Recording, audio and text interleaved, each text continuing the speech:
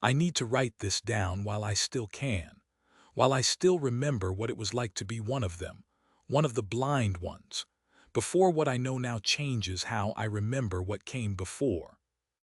2 years ago, on a Tuesday in October, the world went dark. Not the world, just us. Every human being on Earth woke up blind. The news called it the blindness, capital B, like that made it more official, more manageable. Doctors had no explanation. There was no warning, no disease vector, no genetic marker. One day we could see, and the next we couldn't. I remember the panic of those first weeks, the riots we heard but couldn't witness, the crashes, the silence that came after when we realized screaming into the darkness wouldn't bring the light back. My wife Sarah held my hand through all of it, and we learned to navigate our apartment by touch and memory, counting steps, trailing fingers along walls. But here's the thing that seems so impossible now, knowing what I know, we adapted. Humanity adapted. Within 6 months, society was functioning again. Within a year, it was almost normal. They said we were resilient. They said the human spirit was unconquerable.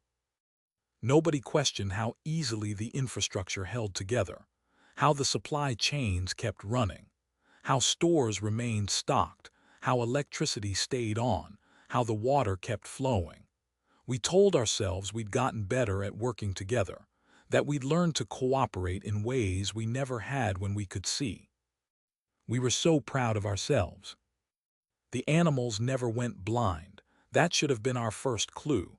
Dogs could still see, still guided us through the streets we'd learned to navigate by cane and memory.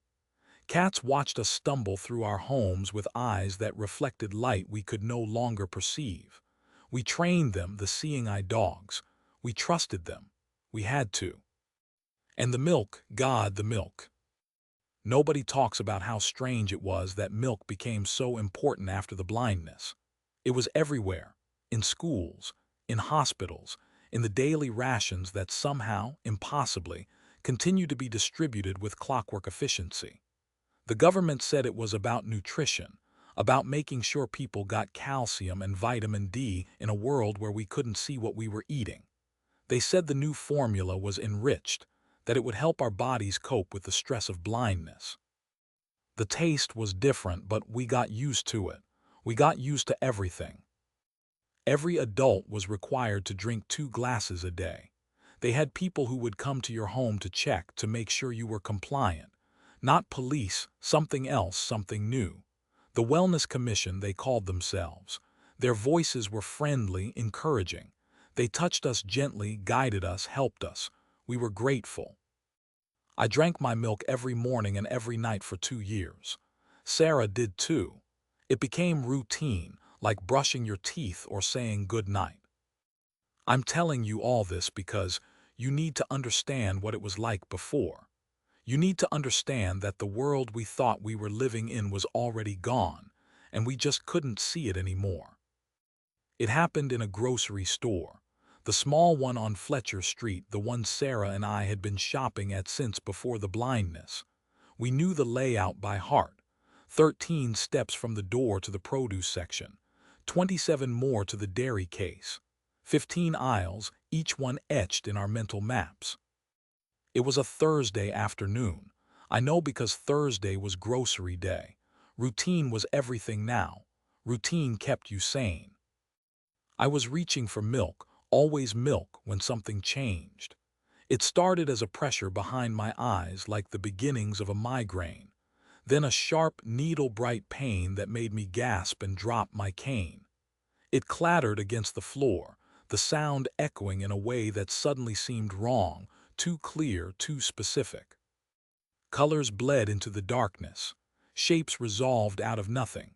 The fluorescent lights overhead were blinding, painful, beautiful, impossible. I could see. My first instinct was to call out, to tell someone, to find Sarah, who was 3 aisles over in the canned goods section. My mouth opened. I drew in breath to shout. That's when I saw the warning. The dairy case had glass doors. I'd known that when I could see before, had forgotten it in the long darkness.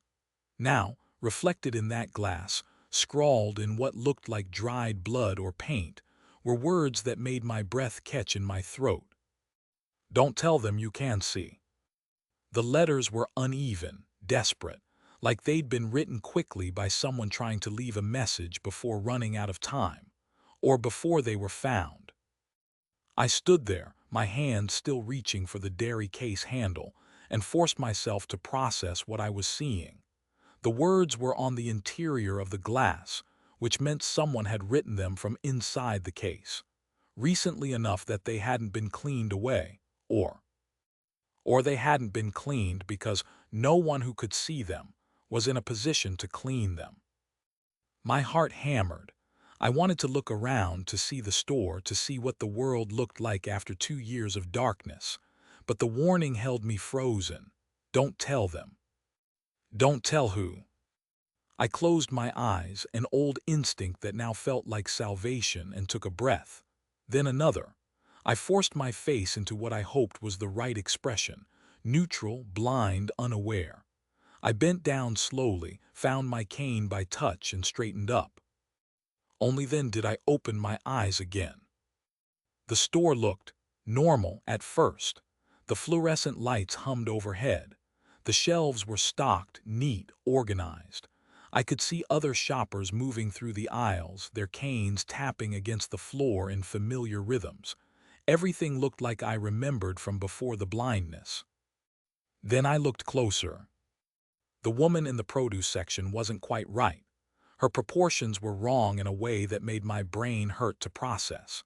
Her arms were too long, hanging past her knees, and they bent in too many places. But she was dressed in normal clothes, a blue cardigan and jeans, and she moved in a way that seemed almost human if you didn't look at her shadow. The shadow had too many limbs. I forced myself to look away before I stared too long. My hands were shaking. I gripped my cane harder and turned toward the dairy case, moving like I was still blind, counting steps in my head. The milk was black. Not dark, not chocolate milk or some new variety. Black, completely, utterly black, like liquid darkness in clear plastic jugs. I could see through the translucent plastic, see the liquid inside moving with a thickness that milk shouldn't have. And there were things in it. Small things floating, writhing. The label said, "Milk vitamin enriched, drink daily for optimal health." My stomach lurched. 2 years. I've been drinking that for 2 years. We all had. "Can I help you find something?" The voice came from behind me, friendly and warm. The same voice I'd heard 100 times before at this store. Marcus, the clerk who usually worked the afternoon shift. He'd helped me and Sarah many times since the blindness, had guided us when we got confused, had made small talk while ringing up our groceries. I turned around slowly, carefully, keeping my eyes unfocused the way I'd taught myself to do in those first weeks after the blindness. Marcus wasn't human. I don't know how to describe what he was. My brain kept trying to make sense of it, to resolve the thing standing in front of me into something recognizable, but it couldn't. He was tall, maybe 7 feet, though his proportions made it hard to judge. His skin was the wrong texture, like it was trying to look like human skin, but was actually made of something else, something that shifted and rippled when he moved. His face was almost right, almost human, but the eyes were too large and too dark, and they didn't blink the way they should. But he was wearing Marcus's clothes, Marcus's name tag, and when he spoke it was Marcus's voice, perfectly reproduced. "Sir, do you need help?" I realized I'd been standing there too long, staring at the dairy case. At him. I forced a smile, forced my eyes to stay unfocused, forced myself to speak normally. "Just getting some milk," I said. My voice sounded steady. "That was good. I can manage." "Of course," Marcus said. "But please let me help you. We've restocked and some of the items have moved." He moved closer. I could smell him now. A sweet, organic smell like flowers rotting in summer heat. Nothing like how Marcus had smelled before. Had Marcus ever been human? Or had this thing been here since before the blindness, waiting, pretending? I opened the dairy case, felt the cold air wash over me and reached in. My fingers touched one of the jugs of black milk. It was cold, but not cold enough. It felt almost alive against my palm. Perfect choice, Marcus said. The new formula is very popular, essential for maintaining health during these times. These times, like the blindness was a temporary inconvenience, like it might end someday. It wouldn't, though. I understood that now. Looking at the black milk, at Marcus's wrong proportions, at the warning scrawled in blood or paint on the dairy case glass, I understood that the blindness wasn't a disease or a disaster. It was a mercy. Or it had been, until my sight came back. I made it through checkout. I don't remember how. I stood there while Marcus, the thing that had been Marcus, scanned my items while it made small talk about the weather and asked how Sarah was doing. I responded automatically, my voice coming from somewhere outside myself, while my eyes stayed carefully unfocused, pointed at nothing, revealing nothing. The black milk went into my cloth shopping bag alongside the bread and canned vegetables and pasta. Normal groceries for a normal Thursday. The bag felt heavier than it should. "Have a wonderful day," Marcus said as I turned to leave. "And remember to drink your milk. It's important." "I will," I said. "Thank you." I found Sarah in the canned goods aisle, right where I expected her to be. She had her own shopping bag, half full, and she smiled when she heard my cane tapping toward her. "Got everything?" she asked. "Yeah," I said. My voice still sounded normal. I could do this. I could pretend. "You?" "Almost done. Just need to grab some soup." I watched her reach out, her fingers trailing along the shelf until they found what she wanted. She moved with the confidence of 2 years of practice. No hesitation, no fear. She couldn't see the things at the end of the aisle, 3 of them, shapes that hurt to look at directly, dressed in human clothes but wrong underneath, so wrong. They were watching her, watching us. One of them was holding a can, pretending to shop, but I could see that its hand, if that's what it was, went through the can like the can wasn't really there, or like the hand wasn't really solid. The thing was pantomiming shopping, putting on a show for what? For who? For the security cameras. But who would watch the footage? Who could? Unless others could see. Unless there were others like me, trying to pretend, trying to survive. "Ready?" Sarah asked, her bag now full. "Ready," I said. We walked out together, her hand on my arm, my cane tapping the familiar rhythm against the floor. I kept my eyes half closed, seeing everything and pretending to see nothing. The automatic doors slid open as we approached. Outside, the afternoon sun was shining. The street looked normal. Cars drove past. Pedestrians walked by with their canes and guide dogs. Everything looked exactly like I'd imagined it would during those 2 years of darkness. Except, every third person wasn't human. They moved through the crowd in their stolen clothes, their wrong proportions hidden under jackets and long sleeves and hats. They helped people cross the street. They handed out pamphlets for the Wellness Commission. They stood at the bus stop, waiting, watching. One of them was walking a dog. The dog looked up at its owner and whined, pulling against the leash, trying to get away. The thing holding the leash pulled it back, and the dog cowered, submissive. The animals knew. They'd always known. "Beautiful day," Sarah said beside me, turning her face toward the sun she couldn't see. "Yeah," I said, "beautiful." At home, I unpacked the groceries while Sarah made tea. I put everything away in its proper place, moving through the kitchen with the practiced efficiency of 2 years of blindness. When I pulled the milk out of the bag, I had to force myself not to recoil. In the light of our kitchen, it looked even worse. The black liquid moved inside the jug like it was breathing. The small things floating in it pressed against the plastic from the inside, making tiny bulges that smoothed out and reappeared somewhere else. "Don't forget your milk," Sarah called from the living room. "I won't," I said. I stared at the jug. 2 years, every day. What had it done to us? What was inside me now, swimming through my bloodstream, changing me in ways I couldn't see? The return of my sight couldn't be natural. Not after 2 years. Not suddenly, not randomly. Something had changed. Something inside me had rejected what the milk was doing, or had processed it differently, or I'd stopped being useful to them while blind. The thought came unbidden, and with it, a creeping horror that made my hands shake. What if my sight coming back wasn't a miracle? What if it was intentional? What if they wanted me to see? But then why the warning? Why would someone have written that message if seeing wasn't a danger to them? I poured 2 glasses of milk, mine and Sarah's. The liquid came out thick and slow, leaving residue on the inside of the jug. It didn't splash when it hit the glasses. It pooled like oil, like blood. I brought Sarah her glass first. She took it with a smile, raised it to her lips, and drank. I watched her throat work as she swallowed. She couldn't taste the difference anymore. We'd adapted. We always adapted. "Aren't you having yours?" she asked. "In a minute," I said. "I want to put everything away first." She nodded and finished her glass, then went back to her audiobook, her fingers flying over the Braille reader we'd bought last year. I stood in the kitchen, holding my glass of black milk, staring at it.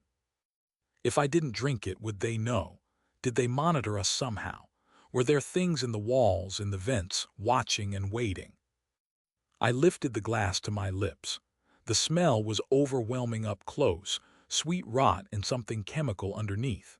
I could see the small things moving inside it, pressing against the glass near my mouth. I couldn't drink it. I poured it down the sink, ran the water, washed away the residue that tried to cling to the porcelain. Then I rinsed the glass and put it away. My heart was pounding. Such a small act of defiance, but it felt monumental, dangerous. From the living room, Sarah laughed at something in her audiobook. The sound was so normal, so human, so precious. I wanted to go to her, to tell her everything, to warn her. But the message on the dairy case glass kept echoing in my mind. "Don't tell them you can see." Them, not it, them. If I told Sarah, what would she do? She'd think I was crazy or sick or having a breakdown from the stress of long-term blindness. She'd want to get me help.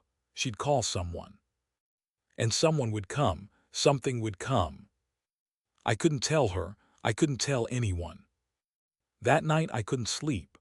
I lay in bed next to Sarah, listening to her breathe, staring at the ceiling in the darkness. Except it wasn't really dark. My eyes had adjusted. I could see the texture of the ceiling, the shadows in the corners, the small crack in the plaster we'd never gotten around to fixing. And I could see the thing in the corner of our bedroom. It had been there when we came to bed, I realized. I'd seen it with my peripheral vision but had been too afraid to look directly at it. Now, in the silence of 3 a.m., I couldn't look away. It was tall and thin and wrong, folded up in the corner where the walls met the ceiling like a spider, like something that had never been taught the proper shape of things. It wasn't moving, but I could tell it was watching us. Watching me. Did it know I could see it? Was this a test? I closed my eyes and forced my breathing to stay even, to match Sarah's. In out, the rhythm of sleep, of oblivion, of blindness. When I opened my eyes again, the thing was closer. It had moved down the wall, silent as smoke, and now it hung above our bed, its 2 long limbs spread out like some obscene ceiling fan. Its face, if it had a face, was inches from mine. "Don't move, don't scream, don't let it know you can see." I stared up at it, keeping my eyes unfocused, and waited. Seconds crawled by like hours. My lungs burned. My heart hammered so hard I was sure it would wake Sarah, would alert the thing, would give me away. Then slowly it retreated, back to the corner, back to its vigil. It was watching us sleep. Had it always been there? Every night for 2 years, watching us in the darkness, while we lay blind and helpless beneath it. I thought about the black milk, about what it was doing inside us, about how well society had adapted, how efficiently things had continued to run. They needed us for something. That much was clear. We weren't food. If we were food, they wouldn't be keeping us fed and healthy and functional. We weren't slaves, exactly. We still had our jobs, our homes, our routines. But we were useful to them somehow. In our blindness, we served some purpose. And the milk kept us compliant, kept us blind, kept us useful. Friday morning, I followed my usual routine. I got up, showered, dressed. I went through the motions of being blind, moving carefully, counting steps, using my cane. I made breakfast while Sarah got ready for her remote work shift. I poured milk for both of us. This time I drank mine. I had to. The thing from the bedroom corner was gone, but I could feel eyes on me from somewhere else, watching, evaluating. I couldn't risk suspicion. The black milk was cold and thick and wrong in my mouth. I swallowed without letting myself taste it, without letting myself think about the small things I could see wriggling in the glass. Down my throat, into my stomach, spreading through me. When Sarah kissed me goodbye before going to her office, the spare bedroom converted into a workspace, I kissed her back and told her I loved her. I meant it. I'd always meant it. But I was keeping secrets from her now. Huge, reality-breaking secrets. And I knew, with a certainty that sat like ice in my chest, that I would keep those secrets forever. I would drink the black milk and pretend to be blind and let the thing watch us from the bedroom corner every night. Because the alternative was worse. Because if I told anyone, if I revealed that I could see, they would know. And whatever they did to people who could see, whatever had happened to the person who wrote that warning on the dairy case glass, would happen to me. And maybe to Sarah. I went back to the grocery store that afternoon. I told Sarah I needed more bread, that I'd forgotten it yesterday. She didn't question it. Why would she? Marcus was there again, working the registers with his 2 long arms and his 2 dark eyes. I avoided him, navigating the aisles like I still had my mental map and nothing else. The dairy case called to me. I needed to see the warning again, to prove to myself that it was real, that I hadn't imagined it. It was still there. Tell them you can see, written in something dark and dried on the interior glass. But now there was more. Below the first message, in smaller letters, someone had added, "The milk is the leash. They need U.S. docile. They need U.S. breeding." I felt cold understanding wash over me. Breeding, not for food, for population maintenance, for keeping their resources stable. We were livestock in a way, but we were also, what?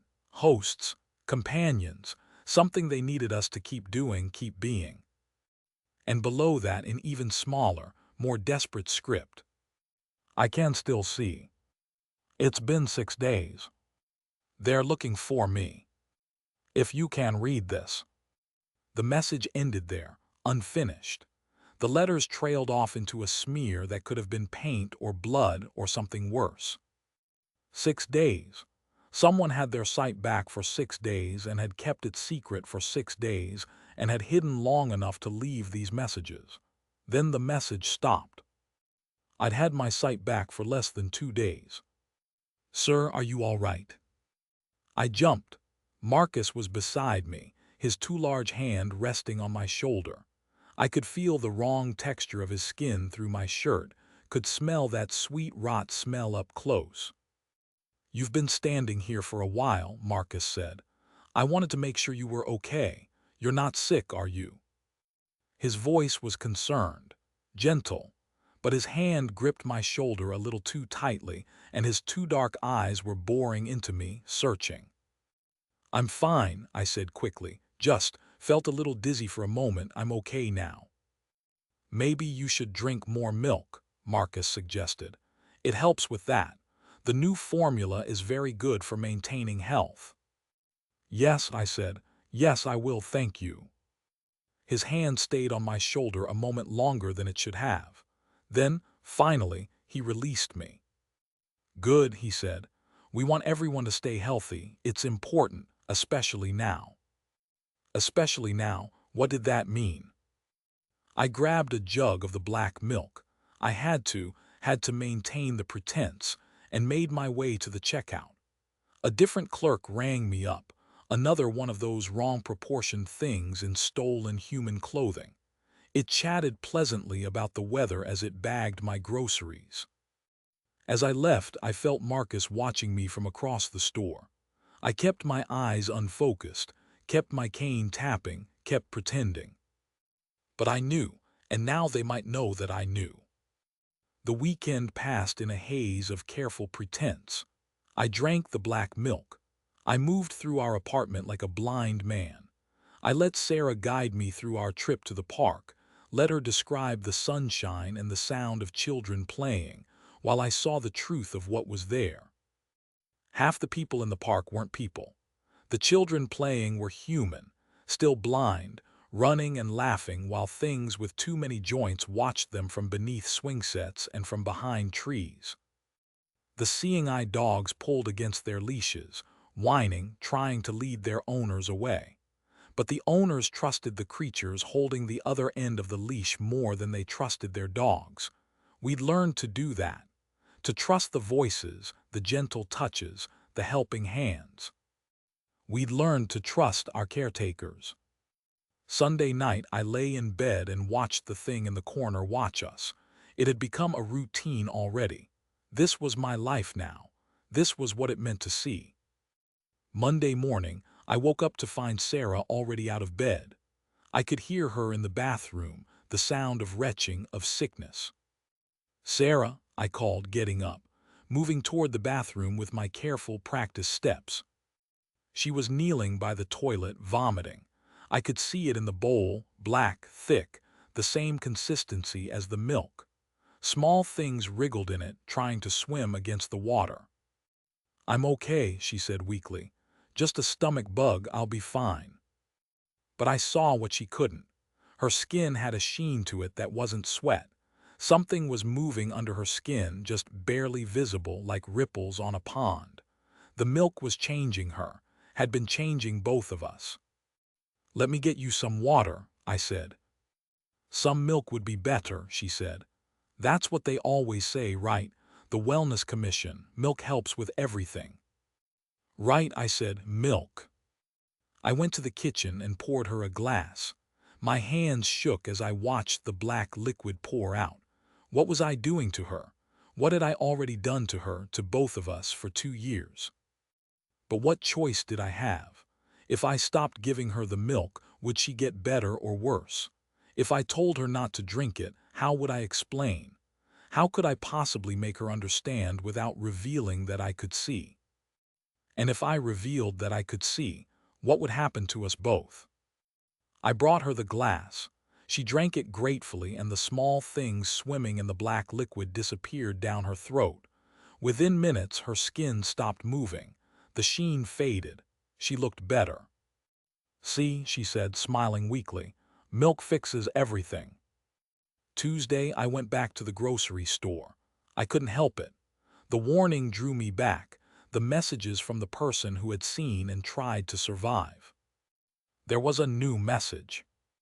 Written in fresh blood, still wet and dripping. There is no escape. They will find you. The milk is inside us now. We are becoming them. Don't fight it. It only hurts more if you fight. And below that, in a different handwriting, shakier, more desperate. 7th message.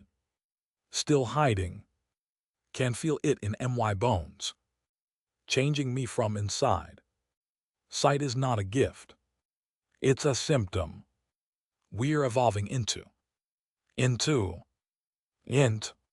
The message ended mid-word. The letters smearing down the glass like the hand writing them had been pulled away suddenly, or had changed too much to hold the pen anymore. I stood there, staring at the messages, understanding flooding through me like ice water. The sight coming back wasn't my body rejecting the milk. It was the milk working. It was the next stage. After 2 years of preparation, of changing us slowly from the inside, some of us were ready. Ready to see what the world really was. Ready to understand. Ready to become. The thing in our bedroom corner wasn't watching us. It was waiting for us. "Sir, you're back again." Marcus's voice, right behind me. I hadn't heard him approach. I turned slowly, keeping my face neutral, keeping my eyes unfocused. But Marcus was smiling. His too large mouth was stretched in something that was almost human, almost friendly, and his two dark eyes were looking directly into mine. Seeing them. "It's okay," Marcus said softly. "You don't have to pretend anymore. I know you can see." My heart stopped. Every muscle in my body tensed to run, to scream, to fight. But Marcus just kept smiling. "It's okay," he repeated. "We've been waiting for you. The milk worked so well with you. You're almost ready." "Ready for what?" The words came out before I could stop them. Marcus's smile widened. His mouth opened slightly and I could see inside. No throat, no teeth, just darkness and something moving in that darkness, reaching. "To help," Marcus said. "You and Sarah both. You're both changing so beautifully. Soon you won't need to pretend at all. Soon you'll see what we see, feel what we feel, be what we are." "No," I whispered. "Yes," Marcus said. "The blindness was never a disease. It was a chrysalis. And now you're emerging. You're becoming what humanity was always meant to be, what we've been guiding you to become." He reached out with his too long arm and touched my face gently. His hand was cold and wrong and felt like home. "Don't fight it," he said. "Fighting only makes it hurt more. We need you. We need all of you. The milk has prepared you. Your sight returning is just the first sign. Soon there will be more changes, better changes." I wanted to pull away. I wanted to run. But I could feel it now. Feel what he was talking about. Something moving under my skin, in my bones, in my blood. The milk had been inside me for 2 years, changing me, preparing me. And now, seeing the truth, understanding the truth, I was accelerating the process. The blindness hadn't been done to us. It had been done for us, to make the transition easier, to let us adapt slowly in darkness so that when we emerged, when we finally saw what we were becoming, it would feel natural. They hadn't invaded Earth. They were making us into them, had been making us into them all along. And we'd cooperated, had drunk our milk and followed our routines and adapted so well, so efficiently, with such pride in our resilience. "Go home," Marcus said gently. "Be with Sarah. The changes will come faster now that you know, now that you've stopped fighting. And when you're ready, when you've both completed the transformation, we'll welcome you. We'll finally all be together, one people, one purpose." He released my face and stepped back. "Don't forget your milk," he said. I went home. What else could I do? Sarah was in the living room, listening to her audiobook. She turned her head when she heard me come in, smiled that beautiful smile I'd fallen in love with years ago. "How was the store?" she asked. "Fine," I said. My voice sounded steady. "That was good. Same as always." I unpacked the milk, put it in the refrigerator next to the other jugs. I could see them all now, see the way the black liquid moved and breathed and waited. That night I lay in bed next to Sarah and watched the thing in the corner. Except now I understood. It wasn't a thing. It was what we were becoming, what I was becoming. I could feel it starting, feel my bones beginning to ache, feel something moving under my skin that wasn't quite me anymore but was more me than I'd ever been before. The thing in the corner tilted its head and I understood the gesture, recognition, welcome. Family. Sarah stirred beside me, and I heard her gasp softly. I can see, she whispered in the darkness. Oh God, I can see. I heard the terror in her voice, the confusion, the horror. And I knew what I had to do.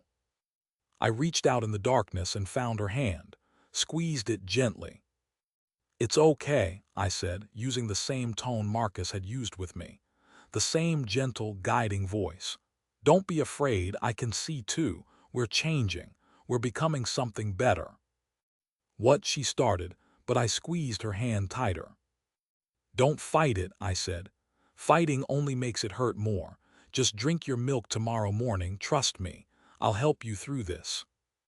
In the corner, the thing that was waiting for us to become like it settled deeper into its vigil. And in the darkness, I smiled. The milk had taught me so much, had changed me so much.